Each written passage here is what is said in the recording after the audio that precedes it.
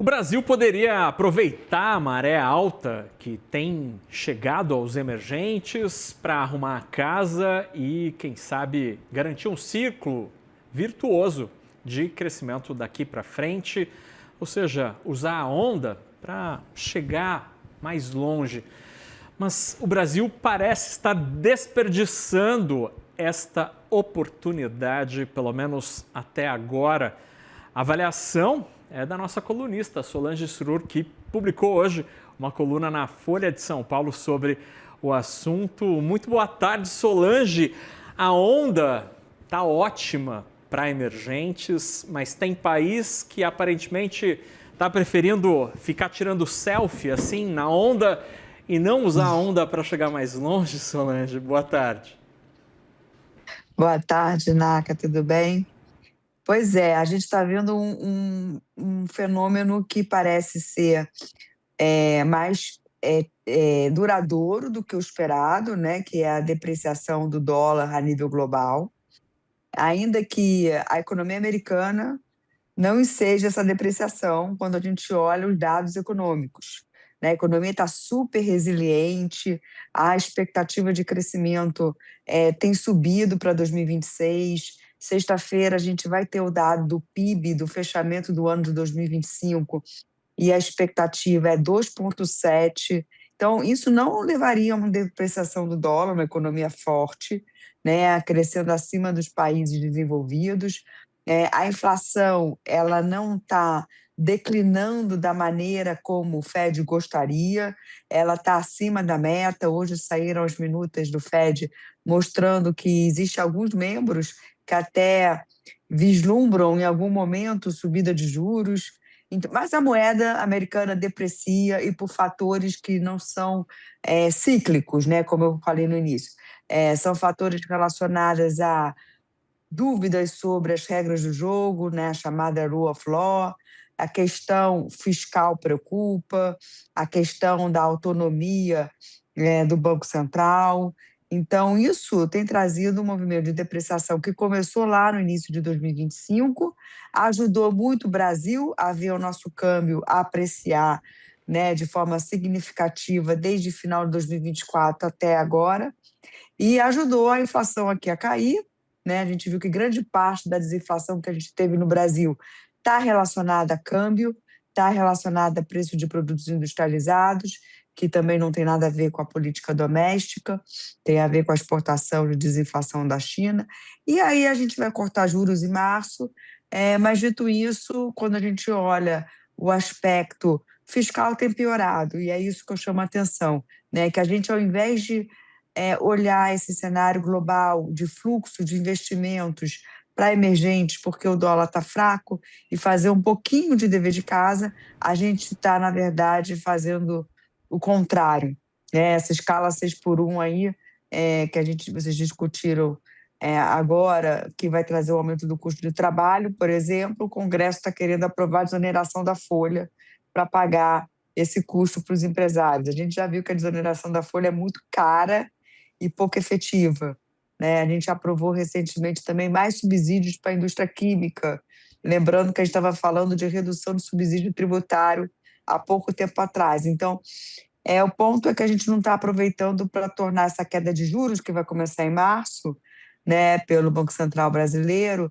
sustentável. A gente não está dando espaço para cortar muitos juros ou para cortar de uma forma que chegue no patamar realmente de um dígito e que fique lá por muito tempo. Ou seja, Solange, a gente está num momento em que a maré está jogando a nosso favor, está ajudando a economia brasileira, mas apesar desta condição positiva, a gente não está aproveitando este momento para, de fato, tentar remar junto para frente, para levar a nossa economia a uma situação mais sustentável. Quais seriam as pautas que nós deveríamos estar discutindo neste momento em que ficaria menos doloroso, já que a maré está a nosso favor? Primeiro, Naca, eu acho que a gente precisa parar de fazer contra-reforma, né? Uhum. Que a gente aprova uma reforma trabalhista que facilita a negociação de empresas e empregados, e aí quer aprovar essa escala 6 por 1, que na verdade vai aumentar a informalidade, né? Que vai botar essa regra na lei, né? De horas trabalhadas, não vai ser livre negociação. Também não podemos fazer contra-reformas do tipo criar mais despesa, que seria, de novo, a desoneração da folha, ou ferir a lei da responsabilidade fiscal, criando subsídios sem ter como pagar a conta. Então, primeiro é parar de fazer aquilo que a gente sempre fala, né? Dar 2 passos atrás depois de dar um para frente. Segundo, é que está nítido, né? Acho que para qualquer analista econômico, que o arcabouço fiscal ele não é sustentável porque ele não implica numa estabilidade da dívida. A dívida está subindo muito, né? Quase 10 pontos em 4 anos. O Tesouro não para de rever as projeções para cima de dívida, e a gente não tem proposta para como que vai estabilizar esse déficit, né? Como que vai trazer, na verdade, o déficit que vai estabilizar a dívida, que no fundo não é um déficit, é um superávit, muito acima do que está sendo planejado, né, pelo governo para os próximos anos. A gente precisa trazer um superávit para 3% do PIB, não 0,25 ou déficit de 0,25. Então, isso é o ponto de partida, que só vai começar a ser discutido, espero eu, depois das eleições, porque eu acho que se a gente demorar muito, como eu falei, essa depreciação do dólar parece ser algo estrutural, é verdade, mas a gente pode ser colocado em risco. Essa depreciação do dólar pode, em algum momento, parar. A gente está vendo aí uma economia americana, como eu falei, resiliente. Inflação que não vai para 2% tão cedo. Né? Nos Estados Unidos, Fed, que todo mundo espera que corte juros, mas é por razões muito mais longe dos fundamentos econômicos do que outra coisa. É apostar que AI vai trazer queda de inflação ou outros motivos quaisquer. Então, a gente precisa olhar essa agenda rápido depois das eleições, porque acho que durante as eleições ninguém vai vir com pauta fiscalista, né, no debate político, mas depois vai precisar vir, porque esse movimento de depreciação do dólar, que tanto ajudou a trazer fluxo para o Brasil, pode sofrer abalos, né? Os dados que estão saindo estão mostrando, estão questionando, né, essa depreciação do dólar. E Solange, esse movimento todo que os emergentes, essa maré positiva que os emergentes têm surfado nos últimos meses, como você muito bem explicou, é muito gerada, basicamente totalmente gerada pelos Estados Unidos, pelo que está acontecendo no exterior e não pelo que acontece nesses mercados emergentes. Mas os mercados emergentes também podem gerar uma reação contrária ao afastar esse capital.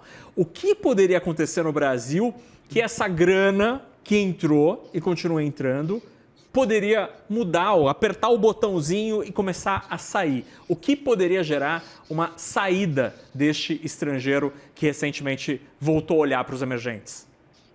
Naca, essa é uma pergunta muito debatida no mercado, porque eu acho que existem 2 grupos, né, dentro do mercado.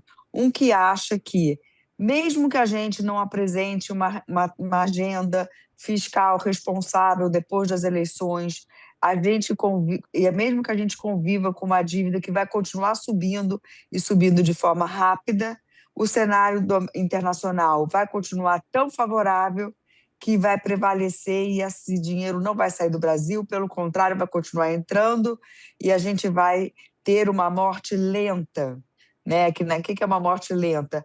A gente não faz reformas, a gente vai empurrando com a barriga, não cresce muito, os juros ficam altos, mas vai seguindo assim, até o externo piorar, e ninguém sabe quando isso acontece. Outro grupo acha que não. Se a gente não apresentar essas reformas imediatamente, os investidores já vão cobrar o preço, porque com esse juro real tão alto que está hoje no mercado, 7,5 real para qualquer prazo que você queira olhar, o Brasil vai quebrar. Eu acho que a gente não vai ter muito tempo. Eu estou mais no segundo grupo, eu acho que não tem como morrer muito devagar, já que todo mundo sabe que vai morrer, né? mata-se logo, né? Então, eu acho que não vai dar muito tempo para ficar ali enrolando, não acho que não existe isso, ainda mais porque, como eu estou dizendo, o cenário é um cenário de dólar fraco, mas não é um dólar fraco com um movimento tão rápido como a gente teve em 2025, porque ninguém vê hoje a economia americana desacelerando muito.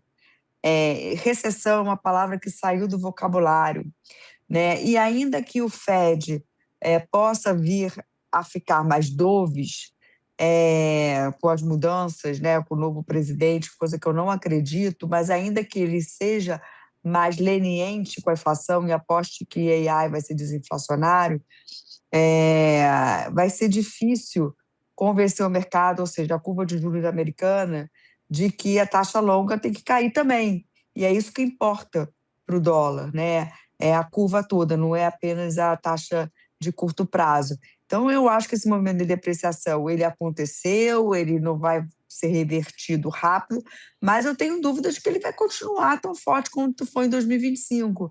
E então, acho que a gente não vai ter muito tempo para ficar morrendo devagar, não. Minha gente, morrer devagar no mercado financeiro é difícil porque o mercado antecipa. Então, se vai morrer lá na frente, o pessoal já desarma a posição e quer sair logo para antecipar a história toda.